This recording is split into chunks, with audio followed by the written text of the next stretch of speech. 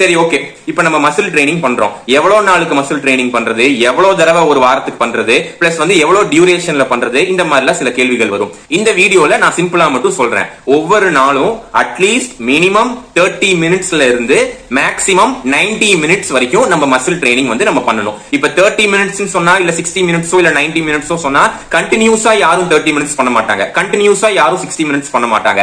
இந்த 30 to 90 minutes கேப்ல நம்ம ஒவ்வொரு செட்டுக்கு நடுவுல நம்ம எடுக்கிற ரெஸ்ட், ஒவ்வொரு ஒர்க் அவுட்டுக்கு நடுவுலயும் நம்ம எடுக்கிற ரெஸ்ட், இது எல்லாமே வரும். ஃபார் எக்ஸாம்பிள், இப்ப நம்ம ஆப் ஒர்க் அவுட் அடிக்கிறோம் அப்படின்னா ஒரு செட்டுக்கு இல்ல ஒரு ஒர்க் அவுட்ல இருந்து இன்னொரு ஒர்க் அவுட்டுக்கு போகும்போது minimum 15 seconds gap, maximum 30 seconds gap நம்ம கொடுக்கணும். ஆப் இல்லாம மத்த மசில்ஸ்க்கு நம்ம ஒர்க் அவுட் பண்றோம் அப்படின்னா மினிமம் ஒரு செட்ல இருந்து இன்னொரு செட் போறதுக்கு, ஒரு ஒர்க் அவுட்ல இருந்து இன்னொரு ஒர்க் அவுட்டுக்கு போறதுக்கு minimum 45 seconds gap, maximum 2 minutes வரைக்கும் நம்ம கேப் கொடுக்கலாம். அது வந்து நம்ம அடிக்கிற வெயிட்ஸ்க்கு தகுந்த மாதிரியும், நம்மளோட எனர்ஜிக்கு தகுந்த மாதிரியும், நம்மளோட இன்டென்சிட்டிக்கு தகுந்த மாதிரியும் எவ்வளவு duration of seconds or minutes நம்ம கேப் கொடுக்கணும் அப்படின்னு சொல்லிட்டு நம்ம வந்து டிசைட் பண்ணிக்கலாம். ஆனா மினிமம் 45 செகண்ட்ஸ் ஆச்சு கொடுக்கணும், மேக்ஸிமம் 2 மினிட்ஸ் வரைக்கும் கொடுக்கலாம். இப்ப இன்னொன்னு என்ன அப்படின்னா, யாரெல்லாம் ரெகுலரா 30 மினிட்ஸ் மசில் ட்ரைனிங் பண்றாங்களோ அவங்கள விட 60 மினிட்ஸ் மசில் ட்ரைனிங் பண்றவங்களுக்கு இம்யூன் அதிகமா இருக்கும். நான் சொல்ற பெனிஃபிட்ஸ் எல்லாம் ஸ்ட்ராங்கா இருக்கும்.